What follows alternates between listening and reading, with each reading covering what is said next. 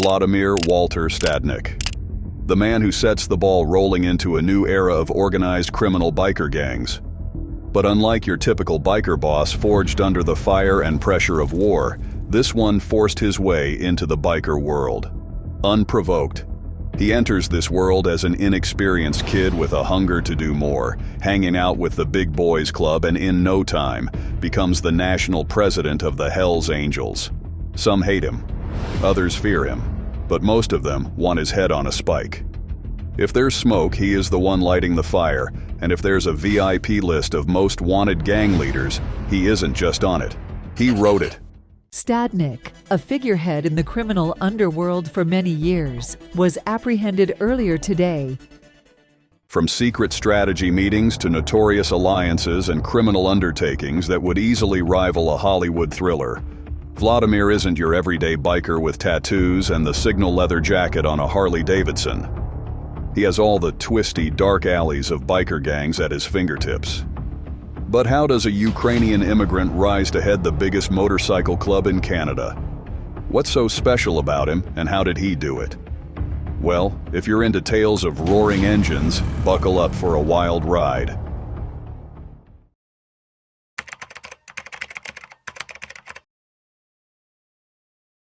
Born in 1952 into a family of Ukrainian immigrants in the Niagara Escarpment, Wolodumir Stadnick grows up in a neighborhood known for its high rate of petty crimes. While he doesn't show signs of getting into the crime life, his intelligence doesn't go unnoticed. As one of his teachers says this about him in the book Fallen Angel, "He clearly had a great deal of natural intelligence, but he was impossible to motivate. It was almost like he didn't want to succeed." But then he did, and in ways no one thought he could. When he enters high school, Wolodumir quickly gains a reputation as a drug dealer, and everyone now knows him as Nugget, a nickname that he holds onto years later, together with his love for dressing flamboyantly in extravagant jewelry, chains, and rings.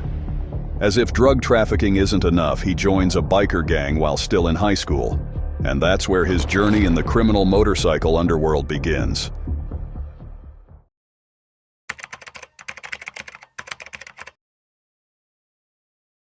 In his teenage years, everyone around Wolodumir feels like he has outgrown his age, and his decision to join the Cossacks vindicates their worries.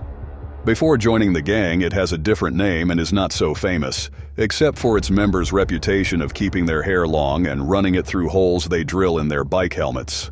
In his first act of gang dominance, he names the gang the Cossacks in reference to his Ukrainian heritage, and his time with them is filled with controversy. In October 1970, Wolodumir is arrested with LSD tablets in his pocket. He makes bail but is arrested shortly after for being in possession of hash with the intention to distribute it. In his preliminary hearing, his biker friends cause trouble in and outside the courtroom, threatening the police officers who were about to testify against him. While he is convicted, it's just the beginning of an enduring legacy that would see his name etched in the history of motorcycle clubs.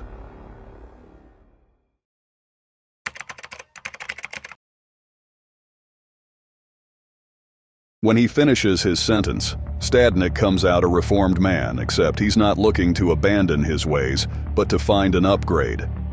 At the time, the Satan's Choice is the most powerful motorcycle club in Ontario, and luckily, Stadnick is friends with their president, Mario Parente.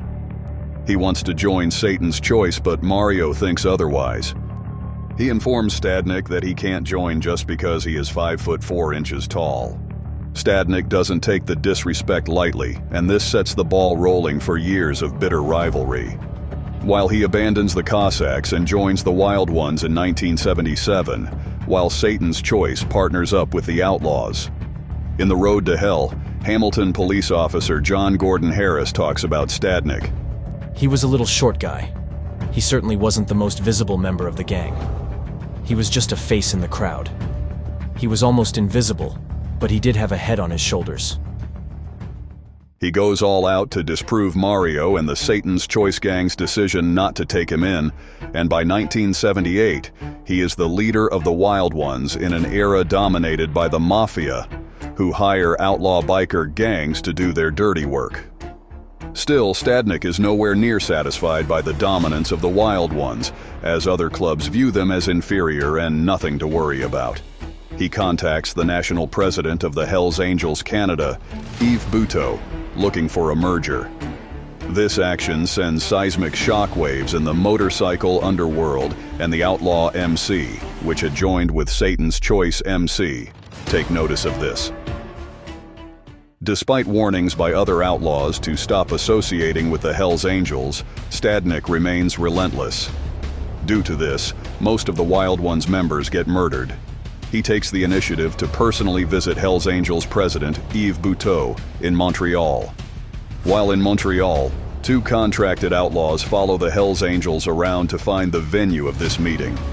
During the meeting, held at Le Tourbillon Bar, the 2 outlaws start a shootout, which leaves 3 dead and many others injured. Stadnick survives the massacre by hiding under the table. However, when he returns home, he finds that the Wild Ones members have already abandoned the group after agreeing to vote themselves out of existence. Not one to give up easily, he takes a stand to operate alone in Hamilton as the only Hells Angel, and he is not done yet. This is just the beginning.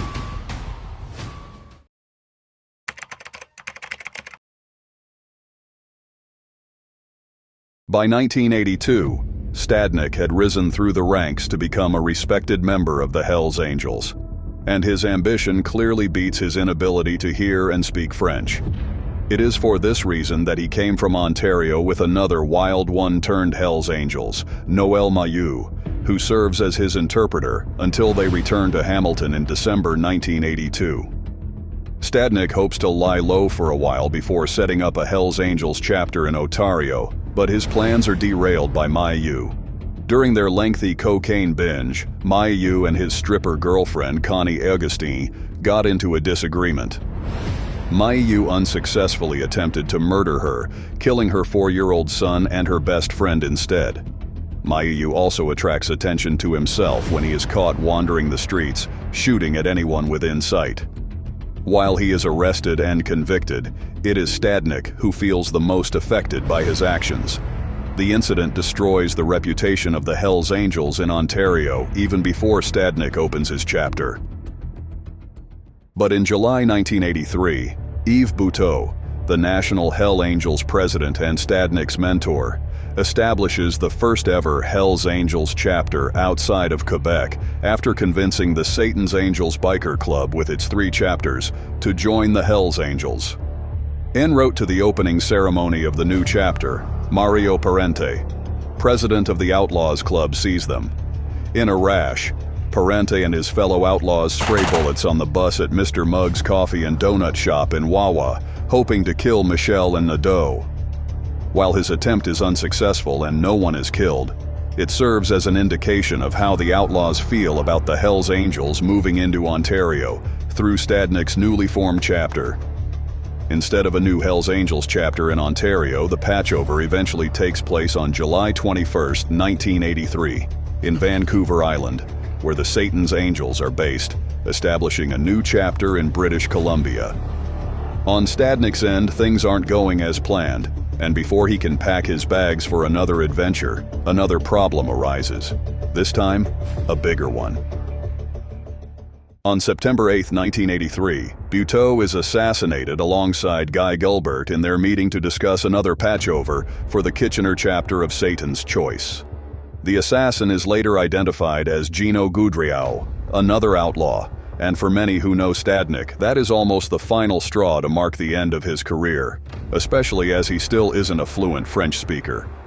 Luckily, he has made friends in higher places, so even the new national president, Michel Langlois, believes Stadnick is the best suited to start the Ontario chapter of the Hells Angels.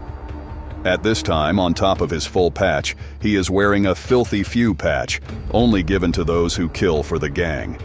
However, he still has a lot to do, and considering the strength of the other outlaw gangs and the mafia families of Hamilton, he still has to keep a low profile.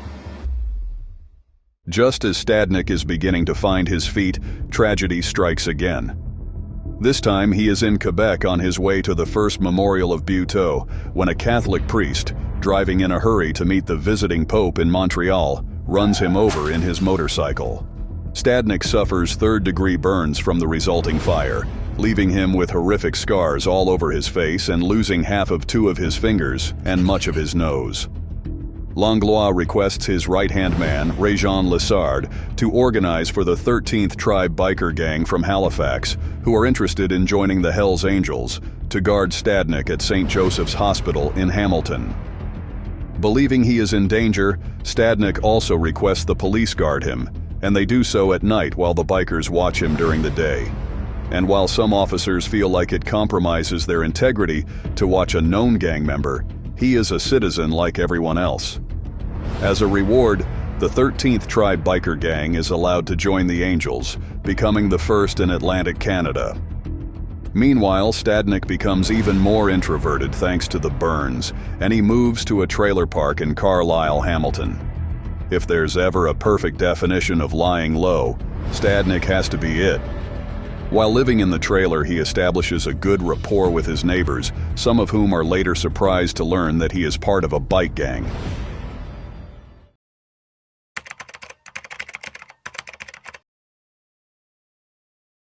While living in the trailer park, he tries to avoid trouble, and when his neighbors find a plastic bag full of amphetamines, the police put it back, hoping he'd pick it, but he isn't falling for their trap.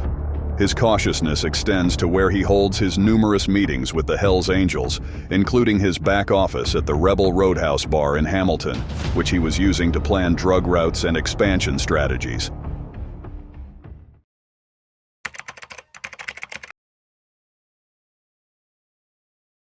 The Outlaws, led by Parente, are hot on Stadnick's heels. But when Parente is arrested and Stadnick becomes the national chairman, his influence, especially in the drug trade, grows significantly. Stadnick's first order of business is to expand Hells Angels' reach, and he starts with the Vikings, an outlaw bikers club based in Quebec City, where he places his friend and associate, Maurice Boucher, in charge. In August 1988, he is arrested at the house of a known former Satan's Choice member and prominent drug dealer and smuggler, Douglas Freeborn. However, the charges are dropped after Freeborn covers for him, claiming the 11 ounces of hash recovered from the raid had nothing to do with Stadnick and that they were his. During the court proceedings, he emphasizes that he is not even the president of the Hells Angels, hoping to continue his practice of laying low, even though this is just the first in a series of drug-related activities that Stadnick is linked to over the next few years. By 1990, he has already established himself as one of the most dangerous Hells Angels in Canada, but he continues expanding his drug empire.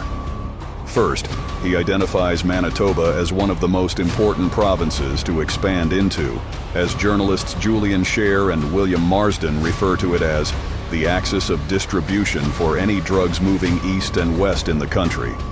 Ontario also becomes a crucial cog in the business, as it is where most of the drugs from Montreal into the prairie provinces are smuggled through. As he continues to establish connections across the country, he becomes the Hells Angels ambassador, not only traveling around to forge new alliances, but also to proceed with drug sales. Stadnick is good at eluding arrest and prosecution, and he is even daring enough to call Officer John Gordon Harris of the Hamilton Police at his workstation to complain about his solid gold belt buckle shaped in the form of the Angels' Death Head logo that the police had damaged while arresting him.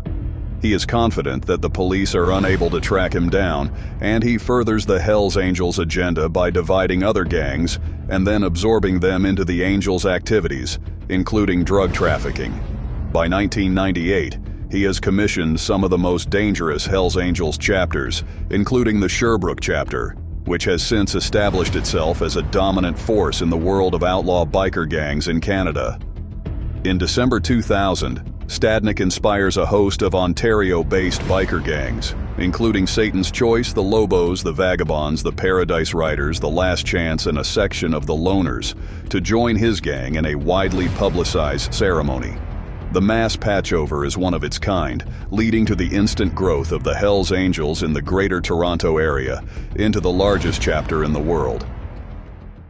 However, having so many members means difficulty in leadership, which Stadnick is about to find out the hard way. In 2003, the sloppiness and mismanagement of information by some high-ranking officials working alongside Stadnick led to his arrest in Mexico.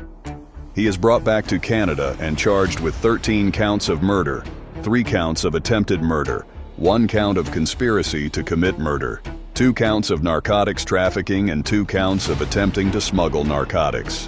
While the charges don't stick due to a lack of concrete evidence, he knows the police are onto him, and he opts to lie low and put a hold on his quest for expansion. But he can hide for so long before he is arrested again in 2004. This time, the police are prepared to put an end to his reign of terror, and he is sentenced to 20 years imprisonment for convictions ranging from conspiracy to murder to drug trafficking and involvement in gang activities. In 2014, he is paroled with strict instructions forbidding him to avoid any contact or association with biker gangs for 5 years, after which he walks back into the Hells Angels world. By the time of his conviction, Stadnick has played his part in ensuring the Hells Angels are set for life, having grown them in numbers and strength. From being born to immigrant parents to becoming one of the most influential figures in the history of the Hells Angels, Stadnick's journey is nothing short of remarkable.